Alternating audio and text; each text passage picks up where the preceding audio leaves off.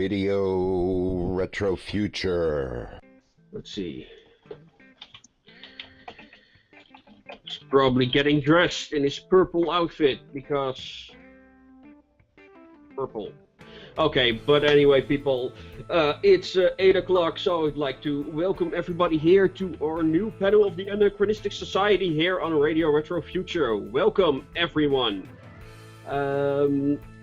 Tonight's subject is Are Steammakers artists? This was a subject brought up by by Joey Marsocci during my interview with him. And I thought it was worthwhile to have a discussion about it, and here we are. Joey will join us, but he said he might be a little later, so I hope he's coming soon because obvious reasons. Somebody else might join us as well, but I'm already happy to have 5 guests. Welcome, guests. That being said, I want to start with the next question for each of you individually. Let's start with you, Chris. Who are you and what's your field of expertise? But you just muted yourself, Chris. You there? Yes, that's better. Yes, that's it. Hi. Who am I? I'm a steampunk maker and artist from the United States. I've been doing steampunk for approximately 10 years, I guess, 10 plus years. And been on the show before. I do a lot with brass, with costuming, as well as 3D printing, and how it applies to the steampunk aesthetic. Present at panels at several different conventions and that sort of thing. So that's who I am. And here's the question for you tonight. Do you consider yourself an artist? Yeah, actually I do. And I think most steampunk makers would agree that to a certain extent you have to have a kind of an artistic bent when you make steamer items, because there's not a formula, it's not a set of directions that you can follow. It's kind of where the muse takes you, and in order to have a muse, you kind of have to be an artist, in my opinion. Now, am I a professional artist? No. I don't do this full time. I do it for my own enjoyment. So that's my short answer. Okay. Next up, Eric Fisk. Eric, hello. Hey guys, how you doing tonight? I hope you can hear me all right. I can hear you just fine. Well, the same question Right. For you, Eric. Who are you? What's your field and expertise? And do you consider yourself an artist? Well, the thing is, if folks don't know, I am the webmaster and the host of the Fedora Chronicles website, and I also have a podcast with my co-host Palumbo and Jason Casino on a revolving basis. I also have the Metaphysical Connection, which is one of the most rapidly growing podcasts on the topic of the supernatural and unexplained phenomenon. And I'm also a craftsman. I'm a painter. I dabble in all kinds of media, whatever, and I actually consider everything art. Everything is art, and everything else is just everything else. And the question is if whether or not, whatever it is, whether it's digital media or steampunk, diesel punk, retro punk items, is whether or not that art. The thing is that it's like, this is my barometer. If my dad can't do it, it's art. Because the thing is that it was just like a course art, and this is it's like I was going to come in here and I was going to make the comment or the statement that, well, no, it's not art just because I wanted to be the one dissenter in the group, and I realized, no, I can't do that. I can't do that in the slightest bit. So it is very much in the affirmative. Yes, it's art because there's so many things going on with steampunk. It's artistically pleasing, and yet at the same time, it's trying to make a statement about the here and now. And the thing is that so many people go back to a different time, a different period, and there's just so many things that you can do with it. So yes, it's obviously art. So with that, I want to hear what everybody else has to say. Okay. Well, the next person in line for that question is Luci. Hello, Luci.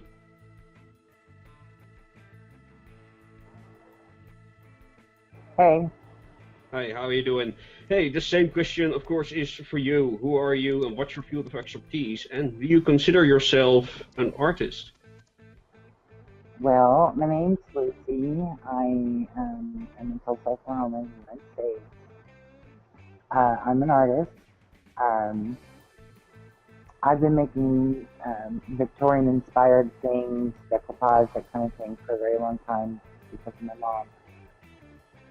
Other than that, I work for my friends in Canada. Retrofuture Press is content editor, and I do artwork for. Well, I just lost you, Luci. Okay, we're just gonna have to wait for Luci to return. I don't know what happened there. Pia, are you awake? Yes. Okay. Well, same question for you, Pia. Who are you? What's your field of expertise? And what do you consider yourself an artist? Well, I'm thinking about it. Well, I'm kind of... What happened here? I don't know. You just fell silent. Oh, that was somebody else. Okay. Please continue. Yeah, okay.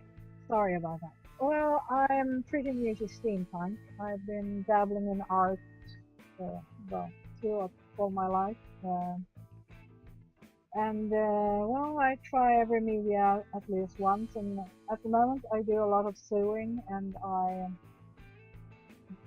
try to make whole costumes, make all the details, hats, guns, whatever. I forgot to mention that when I was in the survey last time. I made some lightsabers and stuff and steampunk, and I consider myself a craftsman. Okay. More than artist, because I don't see a all-over statement in what we do in steampunk. So Okay. I see it more like an artistic, not artistic, more like an aesthetic, if you catch my drift. Okay. That's Yeah, I understand. it. But I've only been into steampunk for about 1 year, so I'm pretty new on the steampunk side of the force, so to say. Well, the intention of the show is to get people with multiple different opinions together, so we can, elaborate on that. So, that being said, I think it's time to go to William or Knutzzel. How are you doing, William? Same question for you. Hello, Hans. I'm doing quite fine. Let me introduce myself. I'm Knutzzel. My parents call me William. I'm from the Netherlands, member of Ragtag. Well, my expertise, it's called artificery. So it's a bit of pretty much anything. I do woodwork, steel. I do leather, textiles, paint, pretty much anything. Okay. Do you consider yourself an artist, though? I only consider myself an artist when I'm doing something artful without further practical use. Okay. So I can make something functional pretty, but I don't call it art. Alright. Okay, well then I meet to the person who started the question in the first place. Joey, how are you doing? I am doing great. How are you doing? And hello everyone else. Yes. Well, as you can see, we've got quite a panel tonight, so I like where that is going. Who knows? So yeah, the purpose of the show is being fulfilled. And we were just starting with the first question. Who are you, what do you do, and do you consider yourself an artist? my name is Joey Marsocci. I am known as Grimm. I run Grimm Studios out here in the U.S. of A in Connecticut. And I build steampunk props. I do concept design, consultation. I'm an author of some steampunk books. And I do lots of little things like puppets and creatures and monsters. And I've been here before, so second time caller. Do I consider myself an artist, which is the main question? Yes, I do. Art is pretty much everything that I've ever done, and everything that I do has to revolve around how I create and solve things creatively. All right. Well, okay. Well, our final guest has also arrived, Frédéric. By the way, Joey, when you're not talking, please turn off your camera, so that will save bandwidth. And when you want to say or respond to somebody, please turn on your camera. Then I know that I have to give you a turn. Got it. Okay. Then I'll go to Frédéric. How are you doing, Frédéric? I'm fine. How are you guys? I'm sorry for the late. I know, but it's always good to have you on the show. Thank you. It's always good to speak with you and to the other guests. Yes. Always good to speak about steampunk and all this culture for us and everything. Okay, well, the first question for you too, if you haven't heard it yet, who are you, what do you do, and do you consider yourself an artist? I'm Fred, aka the Purple King. I do a lot of purple, and I consider myself like a light steampunk maker, and I also define this as an art form, because I consider once you got an idea and you want to put some emotion in this idea, then you're making some art. So even if I don't make heavy steampunk stuff, I still considering it as an art. Okay. So I consider myself as an artist. Okay, thank you for your responses. I think we know kind of where everybody stands right now. So the next step here is to kind of trying to have a definition for the undefinable steampunk. Well, tonight, for the sake of argument, I want to limit ourselves to objects, props, costumes. It's kind of debatable, but for the sake of argument, let's use costumes as an example as well. So I have a kind of a definition what we could use tonight. If you don't agree or want to add something, please respond after I gave my points. So when is an object steampunk? I want to focus on that. Tonight, and for me it has to comply to a number of things other than the color brown. For me, if for something to be steampunk, for me there has to be a combination of vintage and science fiction elements, or references to both historical and futuristic concepts. That would be one of my first things.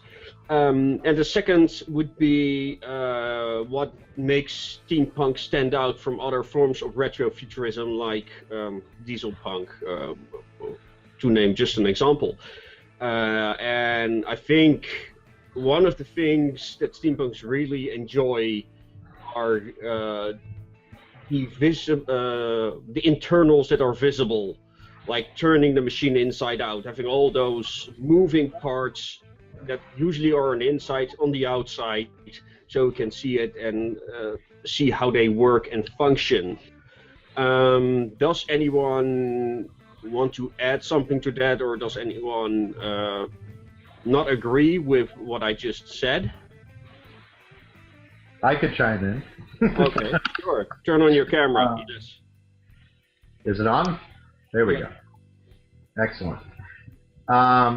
So I would like to start by saying that in general, the steampunk community over the past 10 years has really done its best to try to find a definition while making it even more difficult to make a definition out of that thing. Exactly, yes.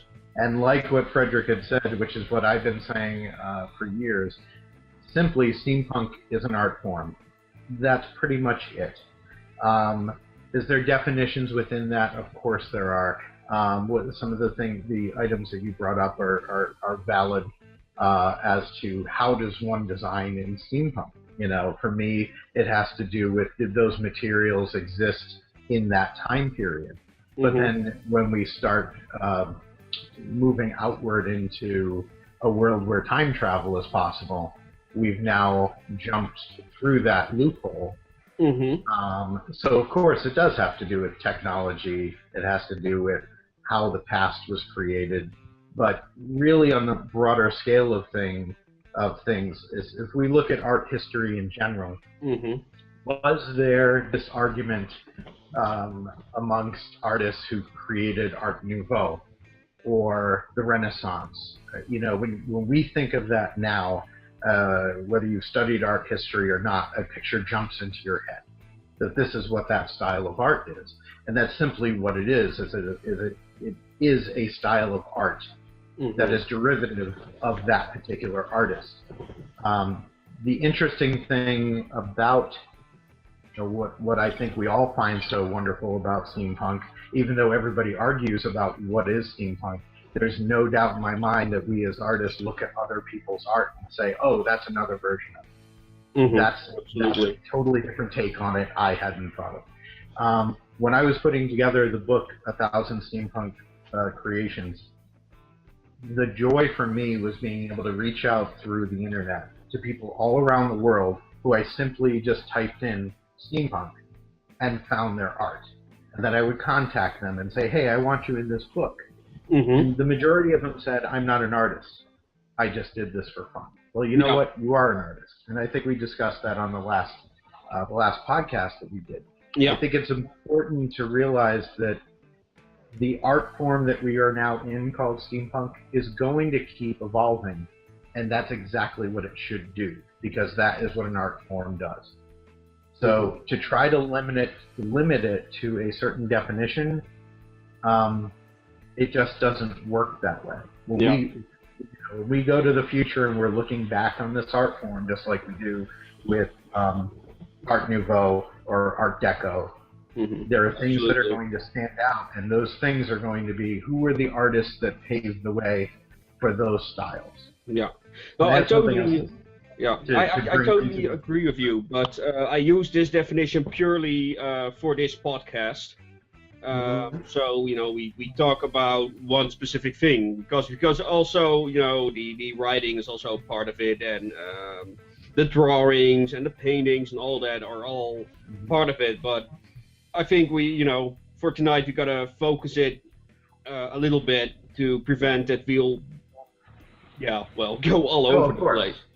Of course. No, I just wanted to make that opening statement because without even touching on all of the other art forms, it really just has to be looked at as an art form first, and then we can focus in on whatever you want to. The design, the whole point of it is steampunk art. I think that's how we're going to answer that question. Yeah, interesting. I need to think of a response to that. I see William's camera going on. Chris, did you want to say something?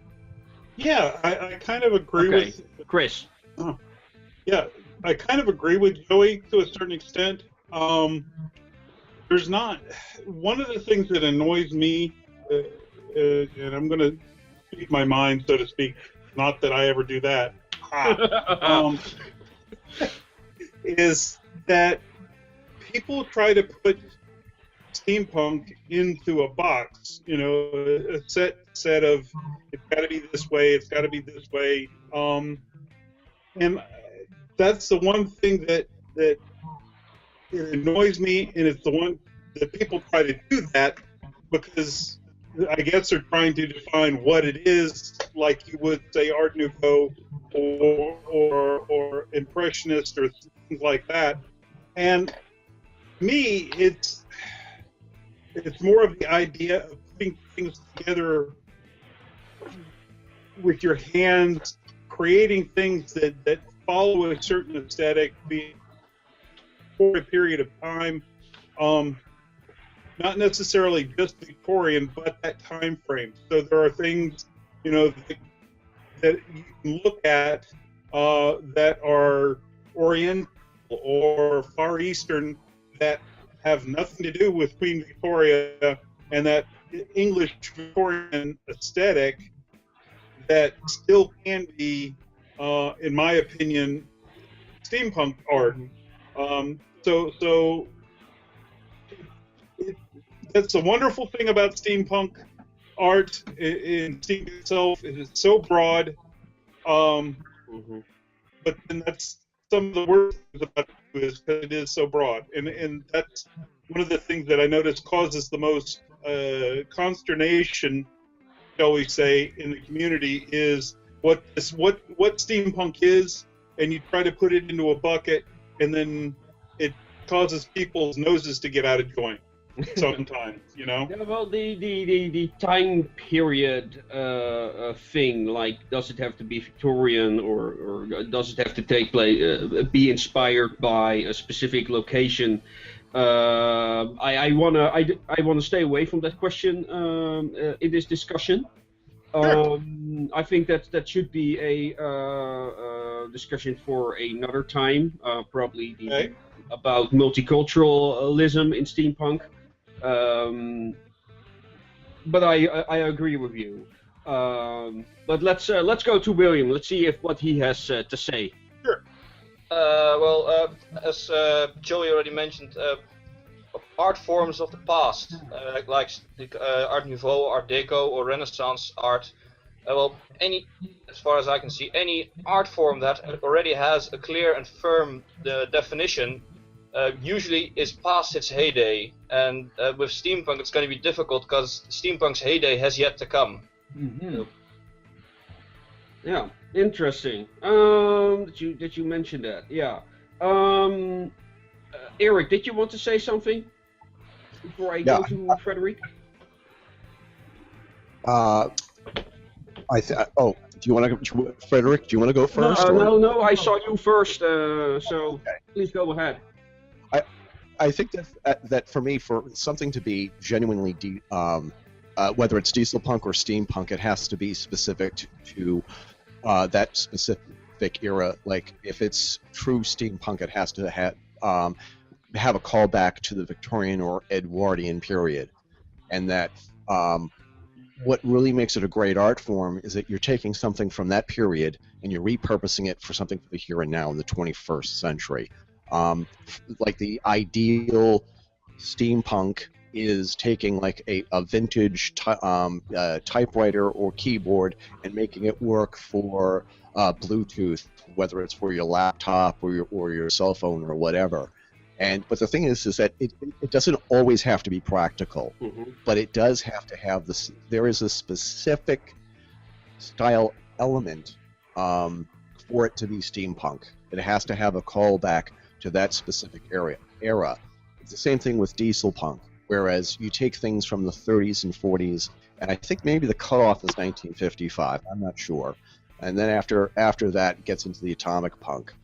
The whole entire notion is that it has to be repurposed for the here and now, and it also has to, like I had said earlier, it has to be able to harken back to that period. But one of the things is, like, I want to be able to make sure, because we keep hearing about the art styles of this period and that period. I think the reason why so many of us are throw us all in a bucket, retro punk. I don't think that there is a style aesthetic for this time period, for the 2010s. I think that we are all craving the notion of a style aesthetic for the here and now. And since we don't have one, is there an art form that is specific to this period? Or do we have to wait for historians to make up the word for us?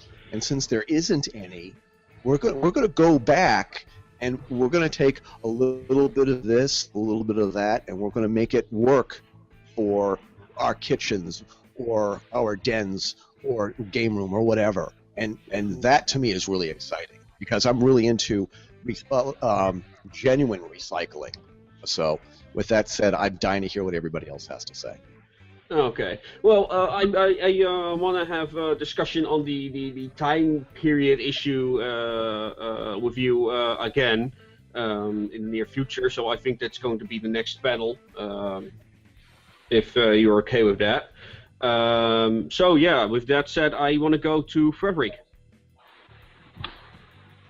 Yes, just a short thing to add with everything said. Just it can be a single definition of steampunk, a carcan for steampunk, because there is as much steampunk as much as artists as steam makers. So everybody got his own definition, his own vision of steampunk. So can be one limited definition for this. So that's my point of view, and I think everybody here share this. It's pretty much. It's an art, like the force always in motion. Every new steam maker add his own vision to the world thing, and mostly everyone inspire everyone, taking ideas from each other and bringing his own references, his own ideas. So that's why we can give a single and simple definition for steampunk. Okay. So basically, does anyone else want to reply to this before? Could I interject something on? That was kind of what I was trying to get at with what Frédéric just said. Not only is it just person brings their own experiences and that sort of stuff to the mix, which will influence your art, but also there's cultural differences as well. I mean, I look at what Frédéric does versus what I do, and they're two different things because Frédéric is from France.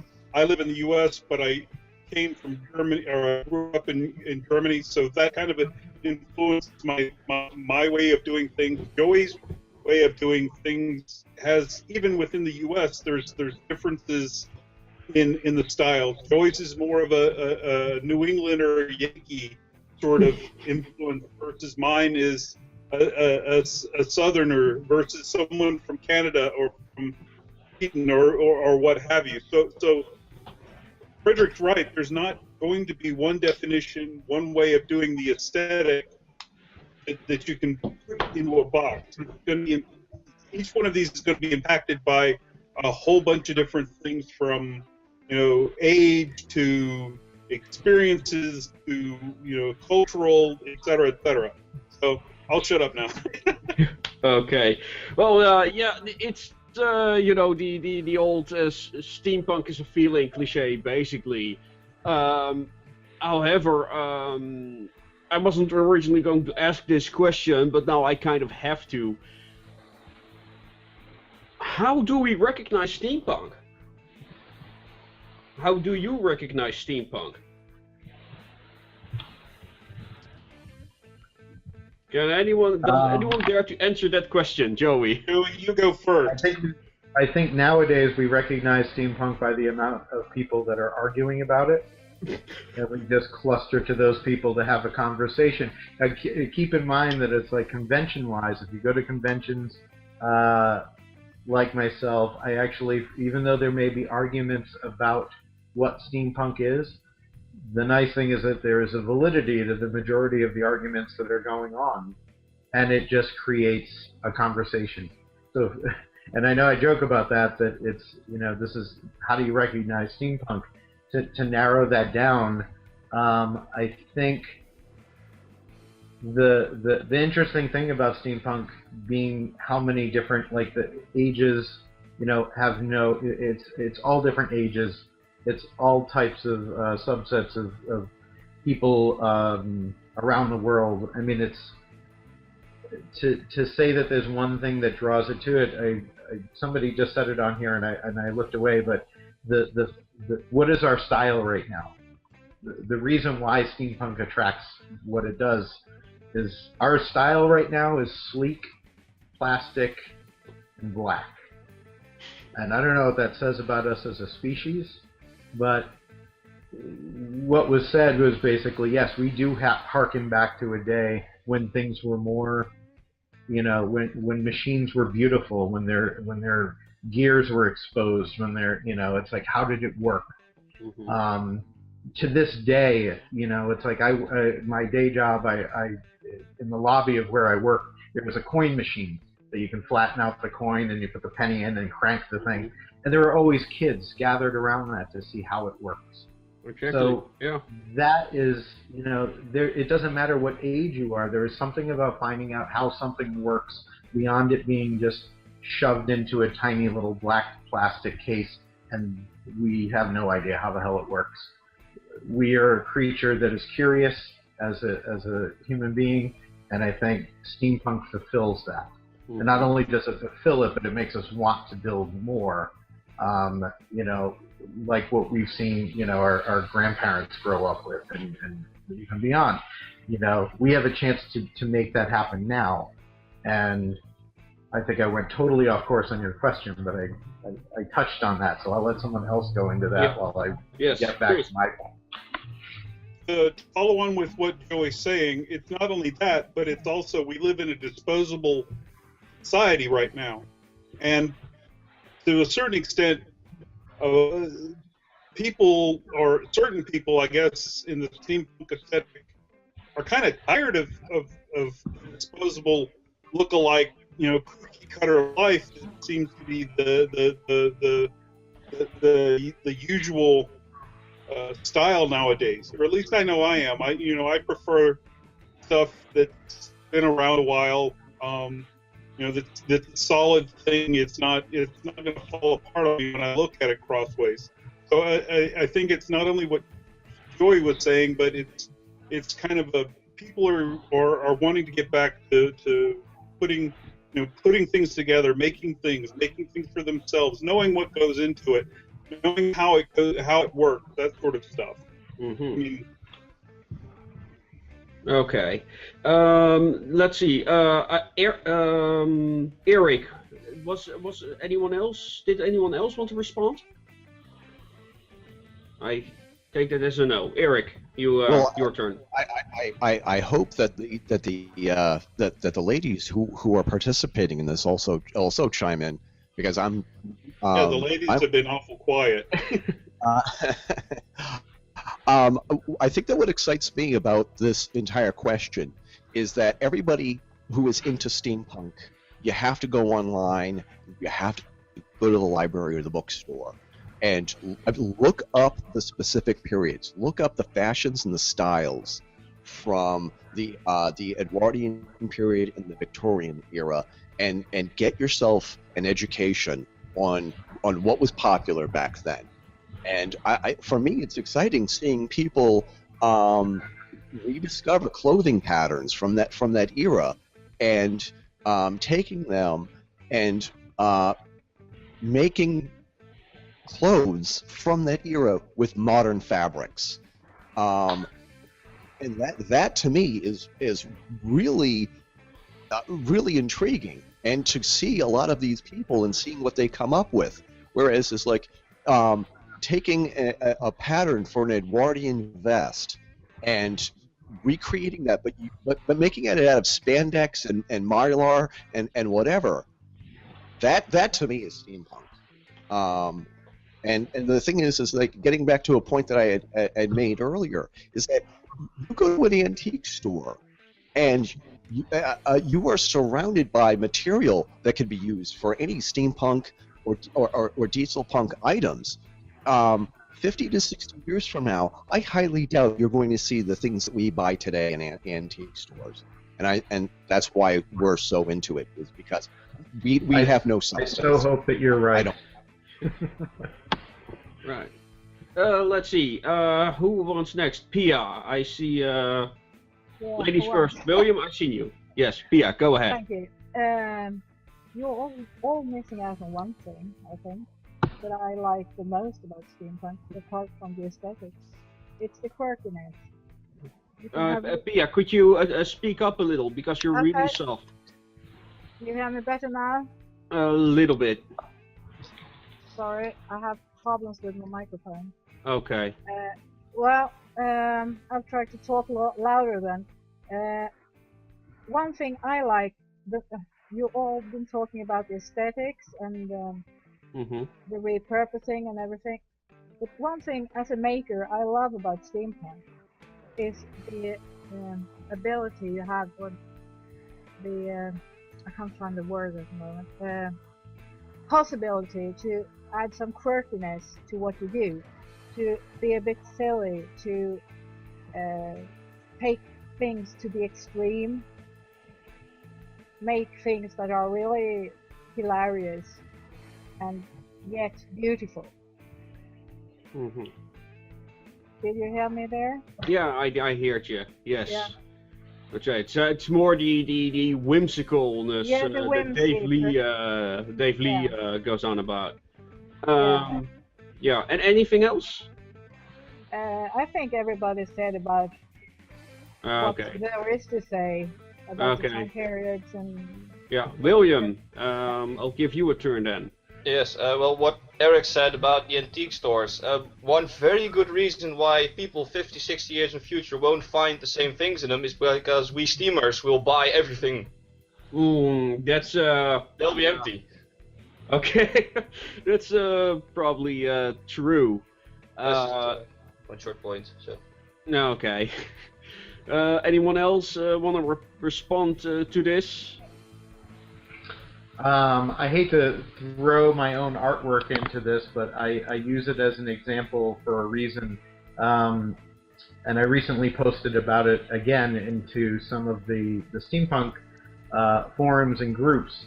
The steampunk iPod that I created back in 2008, which was the piece that kind of put me on the map as far as steampunks are concerned. The reason I designed it the way that I did, obviously being a big fan of Mary Shelley's Frankenstein and Jules Verne and such, and I wanted to create something, what Pia had said is absolutely correct. I think if we lose our sense of humor within the steampunk community, then we're doing a disjustice to it as an art form. That iPod is a pun, obviously, plain and simple. It doesn't have any gears on it, it still functions, it is a functioning iPod, but I just thought it would be interesting if you were able to control it with an eyeball. And it just came from, my father didn't know what one was, and he misunderstood what I said, and that's how that was created. But it stands as a good rep. Oh, Joey. Can anyone else hear me? I can hear you. I can. Yeah. I think okay. Humor behind it and creating something that your imagination, that's the biggest part of all of this as an art form, is that we have the ability to create these things that our mind sees and make them real. All of this stuff that we're taking from, the old literature of those artists, we have now made that a reality. And I think we all strive to do that in our own way, which is something kind of amazing. It wasn't a film company necessarily that came out and said this is what steampunk is. We, the fans of those books and that aesthetic, decided to make this real, and now it's part of our world. And I think that's something to be said for all of the artists in the steampunk. No. Good points. Good points. Lucy, do you want to say something? Oh, I was just going to point out that in my area here in Oklahoma. Can anyone else hear me? Because I've got a... I can hear you. Okay. I can hear you both. I can hear you too. Okay. Yeah, then I don't know what's happening on Lucy's end. Joey froze on me as well. Then I'll just move to the next question. Well, before you do that, hang on one sec. Okay. We're having a side conversation, and we kind of came up with the thought that that's what makes it art, is having fun. I mean, if you have fun doing what you do, why do it? You know, it becomes a job or it becomes boring. So that, to us, kind of is what is the joy of art, you know? Mm-hmm. Right. Well, maybe this is a good segue to my next question. Does steampunk have emotional power? What is often associated with art? Okay, Joey just left the conversation, so I... Could you clarify that a little bit? What you mean? Well, let's start with Frédéric. Let's see what he has to say. Yes. Oh, Frédéric, I can't hear you. I can't hear you, Fred. What have you done? Oh, you muted yourself. Now you haven't muted yourself? What's going on? This panel is cursed. Oh dear. Let's see if I can. I still know. I keep seeing Lucy trying to get in. I don't know. I don't know if there's a. Oh wait, yeah, there's Lucy. There she is. Oh, okay. Well, we lost Joey. I don't know what's going on. I'm sure he'll be back in a second. Yeah. Okay. Can you hear? Lucy, have you heard any? I can't hear Lucy either. Can you hear? What's going on? Yeah. Okay. Why? Oh. I don't know. Google Hangouts. Well, I'll get back to you for a moment, Chris. You wanted me to clarify, does steampunk have emotional power?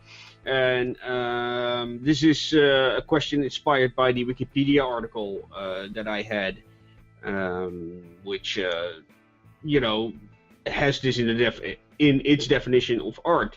And I think you have to take emotional power in the broadest of context. Like Dada, which is very critical, very much made to abhor, you know, and unsettle. But like you said, steampunk can invoke fun and joy. So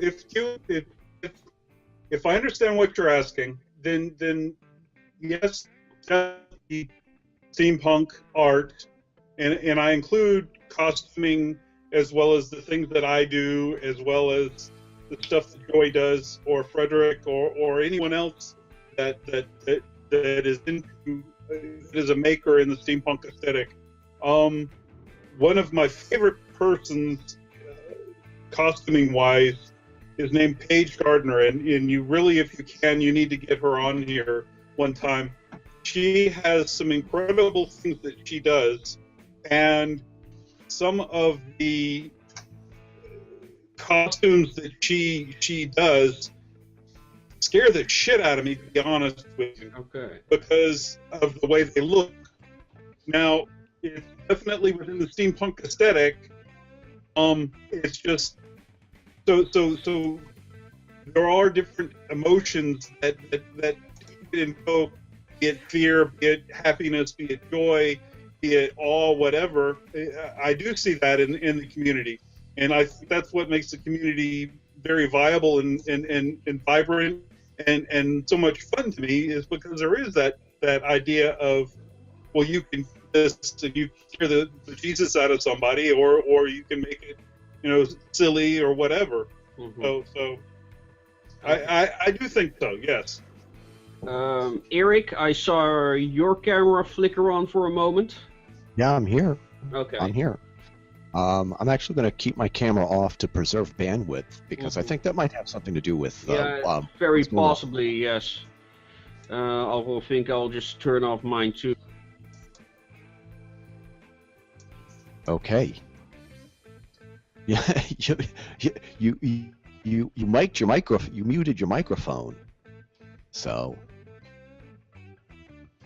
Anyway. Completely went off. You might want to unmicrophone yourself. So, I think that while he's trying to figure it out, Yeah, I think so. I see him, but I can't hear him. Yeah. He's like smiling. So the thing is, I think that what he wants us to do is just keep talking while he muted his microphone. Oh, he's nodding, thumbs up. Yes. So the thing is that, hey Lucy, no, I think the question was put to the panel. Does steampunk invoke an emotion? I think that I think that is such an obvious yes, because of course it invokes an emotion. It evokes all sorts of emotions. It brings out anger in some people because people like everything all modern. They like things just the way that they are, and we live in a world, an aesthetic of t-shirts and sweatshirts and sneakers or tennis shoes, whatever you call them. And for a lot of us, steampunk or retropunk or whatever you call it brings us a lot of joy because it obviously makes us happy. Because if it didn't make us happy, well, I don't think that we would do it. I don't think somebody wakes up one morning and says, "Oh Jesus, I got a steampunk today," and with a frowny face, and they try and take coffee and amphetamine through the day. I don't think anybody does that. I think that steampunk brings so much joy to people, and then there are the people who go the gothic horror steampunk, and like one of my friends here has already said, there's some steampunk that scares the crap out of us because it is genuinely scary, and some of the fellow steampunkers make so much scary stuff that it rivals anything that you see coming out of John Carpenter's or any other Hollywood monster machine for the studios. So does it invoke an emotion? I'm getting emotional just thinking about that question. So I think the answer is an absolute positive yes. Who's next? I'm completely agree with you. Oh, can you hear me? Go ahead, Frédéric. Oh yes. Okay. And I would just add, you're totally right on everything about it, and I would just add that before scaring me or making fun, enjoying the steampunk, the first emotion I have about steampunk when I see a great steamworks, steammakers, steam arts, it's just a completely amazing. It's just so when you see a beautiful work, it touches you. It touches you deep in your art, and the art touch you in your art, and it's the first emotion I associated with it. It's the wonderful emotion, the beautiful that sense. Oh man, I lost my words just speaking of it. So I think you see the point. I got it. Okay. Anyone else want to respond? Yeah, I'll give it a go. Yes, go ahead. As mentioned before by the other panelist, joy is one of the big emotions, of course, with steampunk, but also the question mark factor. Mm-hmm. Okay. It's also a big thing for emotion, because of course you make people ask questions about it. Why is there a pipe running from his head to his nose? Something like that. So that to me also brings a piece of emotions to it. Mm-hmm. All right. Oh, yeah. Sure. It inspires that way by invoking those questions and then trying to analyze how all these gears work, what makes them turn, and what do they propel. Pia, I haven't heard you for a while. Do you have any response to that? I'm trying to think of one. I totally agree on the joy side and the invoking feelings, definitely. And I agree with the man who took up Paige Garner. I love her work. It's so amazing, and she can really scare the crap out of you. So get her on here. She's very skilled. I do love it. So, okay. that's about. Everybody said everything there is to say. Okay. Well, I have one more question for you, Pia, on you know, the handicrafts part. Where do you draw the line between handicrafts and art? Very good question. I have had that discussion with my niece, who's a master art school.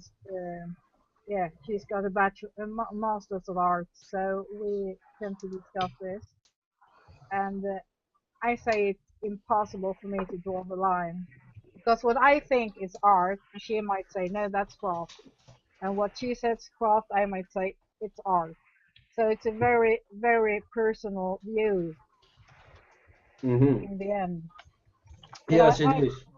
But I'd say if I take a piece of one of my costumes, that might be craft, but in the total, it might be and turn out art overall. If you catch my drift, Yes, it's a very, very fuzzy definition. it is. Sorry. You know, and that was the kind of the thing. You know, but Joey, let's hear your response. And because the bandwidth, please turn off your camera, because it might be the reason why we have all the problems right now. Yes. Very good. Camera is off. So I missed. I was trying to listen along on YouTube to some of this, but what was it? Just refresh the last question there, and I can. Yeah. I have something to say that I think has to do with this, but go on. Let's see. When you dropped out, we were talking about the emotional power of steampunk, I think. And the last question was, where do you draw the line between handicrafts and art? Ah, I see. Well, you know what? I don't think a line necessarily needs to be drawn as much as, you know, like we said in the beginning of this, and you know, I bring it up whenever I talk about my book. The handicraft part of this is, you know, do we as artists, you know, if you consider yourself an artist, which I do, so I'll put it this way, I'm not truly an artist unless I'm helping other artists evolve. So part of my traveling and talking to steampunk artists is, you know, learning about what they do, but also teaching them the things that I know. And it's like, you know, not to pat myself on the back, but it's like, you know, I went to college to learn theme park design. So there's some things that I know that other people don't, that maybe in storytelling or designing or whatever it is, that might help that other artist evolve further. So I think by drawing a line between, oh, this is just a hobby and a craft, to, oh no, I'm an artist and you're not, really doesn't help anyone, and especially in steampunk. You know, it's like the guy, you know, the people that are out there that are crafting Nerf Mavericks, or making steampunk Nerf Mavericks. So the Nerf Maverick is kind of the gateway drug to steampunk, right? Everybody does it. Now, if you just keep doing it and you don't evolve, you know, all right, fine, that's where you stop. Does it make you less of an artist? No, not necessarily. It just, you know, kind of limits what you can do. And then there are other people who go from, they started with Nerf Mavericks and then they started making their own guns out of found objects, and they just keep evolving, like Stephen Chapman. Like, he just makes beautiful work. Dave Lee, obviously, we have to mention Dave Lee because, you know, I do in every show. You know, taking from whatever's around them and evolving, and constantly then evolving your craft. Well, that wouldn't happen unless there were people out there that were other artists that were encouraging those artists. You know, you don't grow from just the, you know, just, oh yeah, your stuff's great and whatever, but you're not an artist. I have never gone at it. So Joey, can I do a question? I've got a question for as a lead on to that, because I love what you're saying, because I do it myself. I'm not one of these artists or makers that when you figure something out, you know, I keep it to myself. I try to share as much as I can, but there are certain individuals in the genre that when they figure out how to do things, They keep it to themselves. They don't share. Do you think that lessens the steampunk movement? To a certain extent, I think it does, because I think that's how we all grow. I mean, Frédéric and I do things together. Dave Lee and I do things together. Stephen and I do things together. You know, Brett King and I, etc. So I think that's what makes the art vibrant and fresh, is us being able to share each other. Hey, I figured out how to do X, Y, or Z. You know. Yeah. Well, you know, and maybe that's the point. Maybe that's what makes you an artist. You know, I think there are a lot of people that are out there that are just trying to find out, you know, there's one thing to be said, like, I mean, I have my own design style just like all of you do. And I will share techniques and things like that, but there's something that, you know, that what you do can't be replicated. And that is your creativity, your imagination of how you put that thing together, or whatever it is that you do. And that's as far as, you know, music to drawing to makers or whatever. That's just how it works. But, you know, maybe that is what makes you a true artist, is that you are collaborating, you're growing, you're evolving your art form, and you're helping others along the way. You know, for everything that I've made out there, and for all the compliments of the things that I do, the compliments that I take to heart that really get to me is when I've reached out to different steampunk artists and have collaborated with them, and they are inspired by me the way that I've been inspired by other artists. You know, that's what makes the difference to me. You know, it's like, and in doing, you know, exhibits and stuff, I mean, you really need to look at it that way. It's like steampunk as an art form has gone so far to have exhibits in major museums around the world. And that says a lot. That in itself is inspiring to other artists. That is what's moving it as an art movement, not just, you know, a steampunk subculture. Mm-hmm. I'm just, you know, kind of off topic, but I'm all of a sudden reminded of a discussion I once followed on YouTube about the skeptics movement, and how do you know when somebody is a good scientist? And that's the number of citations they have in other works. So I kind of recognize that in what you just said.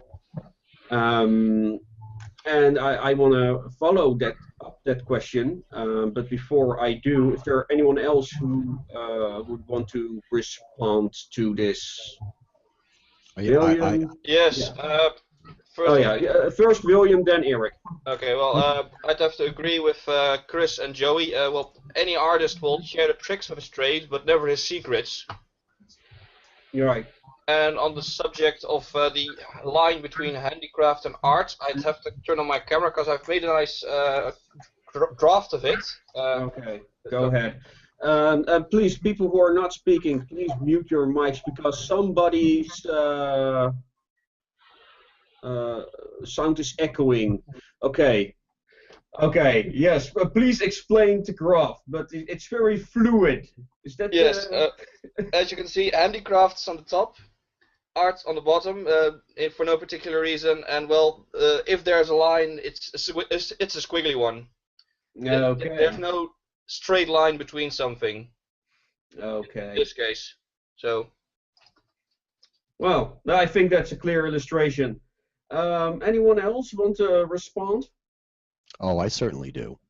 Yes, Eric, that's true. Right. I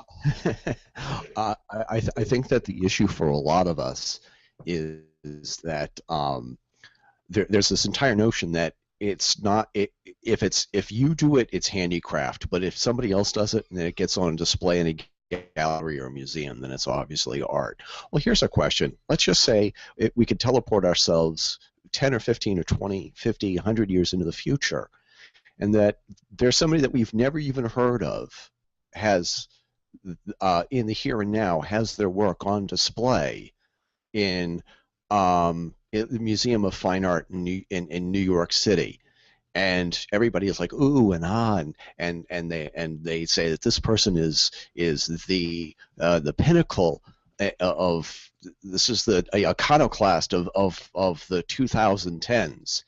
And the thing is that is it because that person's art because they're in a museum and it was just they're recognized by a major museum or something like that, or do they have to? Are you an artist because you're recognized by other steampunkers? I'm not really sure. But the thing is that it's like for it to go from being handicraft to art, you have to share it. You have to put it out there. And the reason why the internet is so awesome and so horrific at the same time is that everybody gets to share. The good news is everybody gets to share. The bad news is everybody gets to share. And unless you're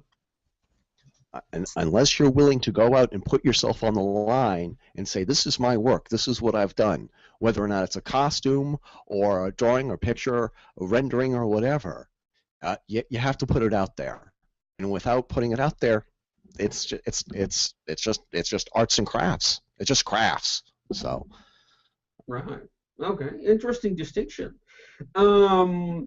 Well, before I have one last question, or else I'm afraid we're gonna keep beating a dead horse. Does anyone else want to respond? Luci, do you want to respond?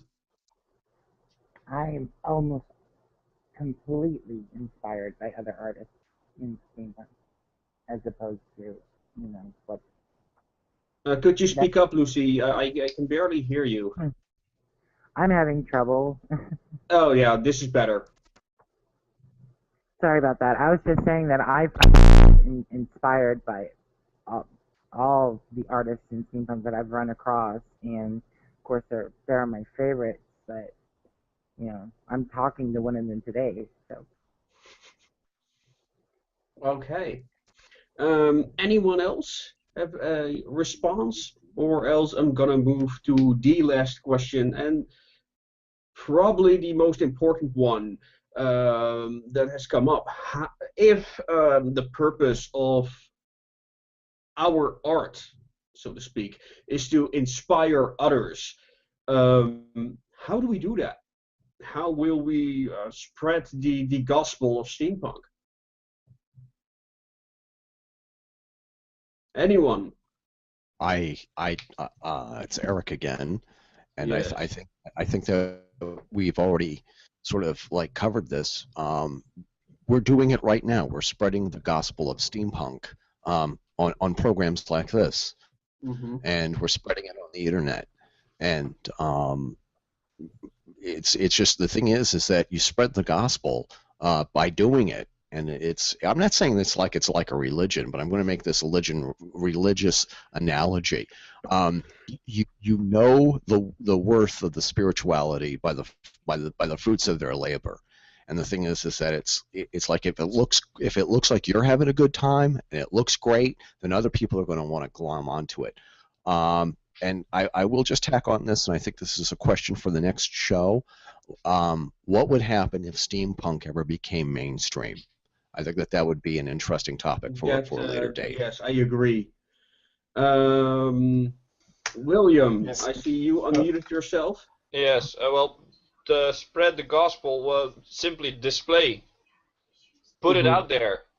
Right. If people can't hear it or see it, then it's useless in a spreading way. So whatever you make, just show other people.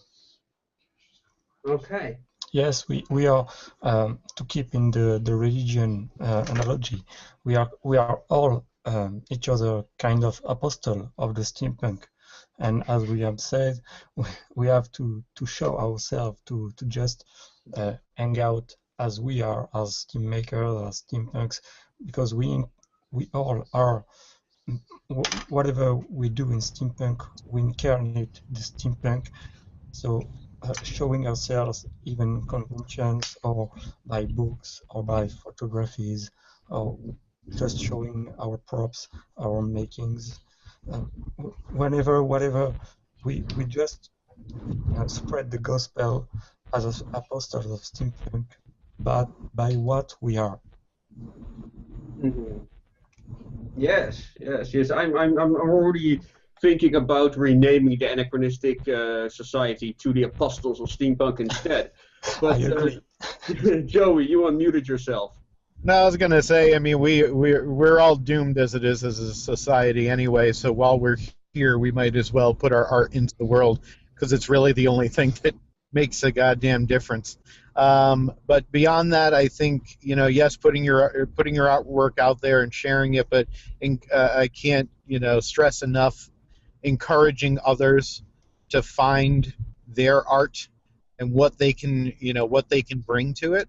Because let's face it, the word steampunk, either people know it or they don't, and if they think they do, they have it's got a pretty bad rap just because of the word punk slapped onto it, and it's not. It's genuinely what the Muggles think it is. It is not, and that is how we bring them into our world by explaining and showing everything that it is.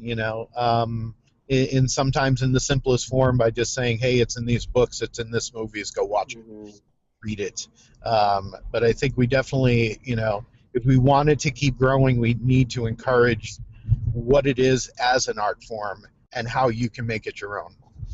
Okay. And just to add, and never forgetting to have fun in the steampunk, because as Chris was saying, if we don't have fun in the explanations, in the way we show it we speak about it to each other, to other people that doesn't know about it, they will have maybe some kind of disgusting about it. And as Joe said, with the word punk in the steampunk, for the people who don't know, if we don't act it with an easy way, with fun, they can have false perception of it. Mm-hmm. Yes, it is. Well, I think I covered everything I wrote down. Does anyone have any remarks or questions they want to ask to the group before we go to the final words? I just have one thing to say, and Frédéric's going to laugh when I say it. In the words of the immortal Dave, just have fun. Don't be an asshole. That's right. Bozart, thank you. Actually, I know I was being a little silly there a minute ago, but thank you so much for opening up this forum for all of us to discuss and kind of talk about these things, because in some cases you can talk easier with a person than over this media than it is over Facebook, because things get twisted sometimes. So thanks for having this open forum for all of us to talk and discuss. I really appreciate it a lot.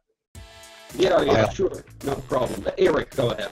I also have to thank you so much for all your incredible words of wisdom, whether or not it's in the articles, the interviews that I've published with you and I on my own website, and all the Facebook groups. And I also want to thank you guys for having at least one token diesel punk in your group here. I appreciate that, and thank you for all the warm welcomes and all like that.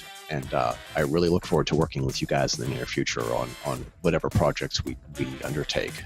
Well, first of all, I want to do a hangout with diesel punks as well, because I want to learn more about that. So yeah, absolutely. Anyone else before we move on? Yeah. Come on. Yeah, Pia, go ahead. Okay. I too want to thank you all for having me as such a noob as I am in steampunk, and it was very interesting to hear what everybody had to say, and yeah, it was interesting. Thank you, Bonsor, for making this possible. Mm-hmm. It's really great. Yes. Oh, I was just going to say that at some point, not only to you, but to some of the people that are on this panel, I don't know if you heard, but Grimm Studios is going to be doing a 4th steampunk exhibit that may be traveling. So some of you will be getting some messages fairly soon about participating.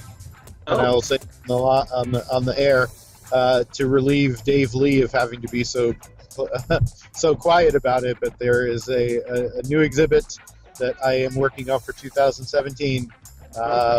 Steampunk, a little bit of diesel punk, and a little bit of Mark Twain. So there will be more about that soon.